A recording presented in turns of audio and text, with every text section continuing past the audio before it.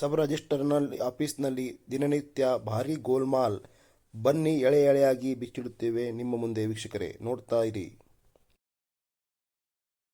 ಇಲ್ಲಿ ಸಿಬ್ಬಂದಿ ಯಾರು, ಮಧ್ಯವರ್ತಿಗಳು ಯಾರು ಎನ್ನುವುದೇ ಯಕ್ಷ ಪ್ರಶ್ನೆಯಾಗಿದೆ. ಸಂಬಂಧಪಟ್ಟ ಅಧಿಕಾರಿಗಳು ನೇರ ಹೊಣೆಯಾಗ್ತಾರೆ ಮುಂದಿನ ದಿನಗಳಲ್ಲಿ, ಕಾದು ನೋಡೋಣ ವೀಕ್ಷಕರೇ. ಇದು ಒಂದು ಸರ್ಕಾರಿ ಕಚೇರಿ, ಆದರೂ ಕೂಡ ಯಾರೂ ಸಿಬ್ಬಂದಿಗಳು ID ಕಾರ್ಡನ್ನು ಹಾಕ್ಕೊಂಡಿಲ್ಲ. ಇಲ್ಲಿ ಗೊಂದಲದ ವಾತಾವರಣ ಸೃಷ್ಟಿಯಾಗುತ್ತದೆ. ಸಿಬ್ಬಂದಿಗಳು ಯಾರು, ಮಧ್ಯವರ್ತಿಗಳು ಯಾರು?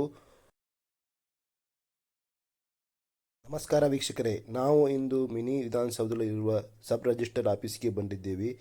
ನೋಡಬಹುದು ಇಲ್ಲಿ ಯಾವ ರೀತಿ ಮಧ್ಯವರ್ತಿಗಳು ಕಾಣುತ್ತಾರೆ. ಹೊರಗಡೆ ಇವರು ಸ್ಟಿಕ್ಕರ್ ಅಂಟಿಸಿದ್ದಾರೆ, ಮಧ್ಯವರ್ತಿಗಳಿಗೆ ಯಾವುದೇ ಅವಕಾಶವಿಲ್ಲ ಎಂದು. ಆದರೂ ಕೂಡ ಅಜಯ್ ಕುಮಾರ್ ಅಪ್ಪಾಜಿ ಅವರು ಅಕ್ಕಪಕ್ಕದಲ್ಲೇ ಮಧ್ಯವರ್ತಿಗಳು ಕಾಣಿಸುತ್ತಾರೆ. ಏಕೆ ಈ ಥರ ಮಾಡ್ತಾರೆ ಇವರ ಇನ್ನೂ ತೀರಿಲ್ವಾ?